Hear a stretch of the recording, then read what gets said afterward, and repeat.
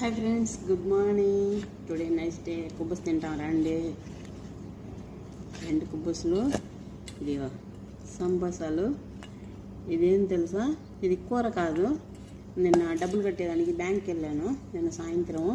అయితే మేడం బాగా తెప్పించుకుంటుంది. ఇది ఏమంటారు దాన్ని, అరబిలో నక్కి అంటారు, మన ముక్కు చెనుగులు, తర్వాత ఆషు, తర్వాత ఆకుకూర దాంట్లో కలుపుతారు చూడు, బాగుంటుంది. ఇది నాకు బాగా ఇష్టం. అది మేడం ఎప్పుడైనా మిగిలిస్తే నేను తింటాను.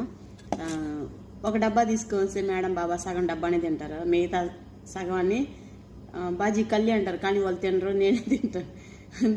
ఫ్రిడ్జ్లో పెట్టమని చెప్పి వాళ్ళు తినరు. తర్వాత నేనే వేడి చేసుకొని తింటాను. కల్లి అక్కిలు బాగానే ఉంటుంది.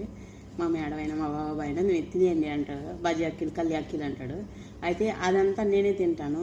ఇంకా సలాతాలు, పతాయిలు అటువంటే నాకు నచ్చదు. వైట్ రైసే ఇష్టము. కానీ ఇప్పుడు కొన్నాళ్ళుగా ఇండియాకి పోయి ఇచ్చిన దగ్గర నుంచి కుబ్బస్ తింటాను. ఎప్పుడైనా కూర బాగాలేకపోతేనే రైస్ తింటాను. రైస్ అంటేనే నాకు ఇష్టం. ఇంక మిగతా అంతా ఏమి ఇష్టం ఉండదు. అన్నిటికన్నా ఇంకొక ముఖ్యమైన విషయం, పొద్దున్న దెబ్బ తగిలింది. ఎవరు నన్ను తిడుతున్నారు.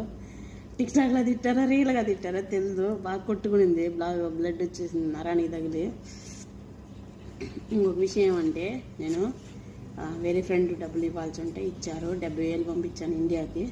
ఇంకొక ఫ్రెండ్ ఒక 24,000 ఇచ్చాడు. మాకు కొద్దిగా అప్పులు ఉన్నాయి. ఇంకొక 3 months దేవుడి దయ వల్ల అప్పులు తీరిపోతాయి. అన్నిటికన్నా ఒక విషయం ఏమంటే, ప్రతిసారి కూడా నేను ఇట్లా సాలరీ మేడం ఇస్తానే అటు ఇండియాకి వేసేదాన్ని.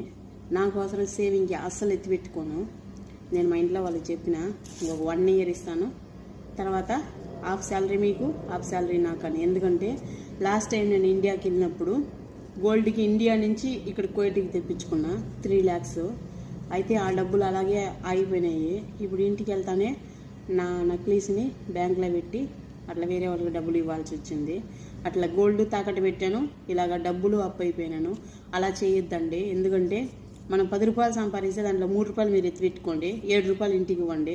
నువ్వు 10 రూపాయలు కాదు కదా, 10 రూపాయలతో ఇంక 10 రూపాయలు నువ్వు అప్పు చేసి ఇచ్చినా కూడా ఇంట్లో వాళ్ళు ఖర్చు పెడేస్తారు. కానీ నువ్వు ఇక్కడ బయట కంట్రీకి వచ్చి నువ్వు పని చేసినందుకు ఏం ప్రయోజనం ఉండదు. నాలాగా మీరు బాధపడద్దండి. నేను ప్రతి వీడియోలో చెప్పుకుంటాను.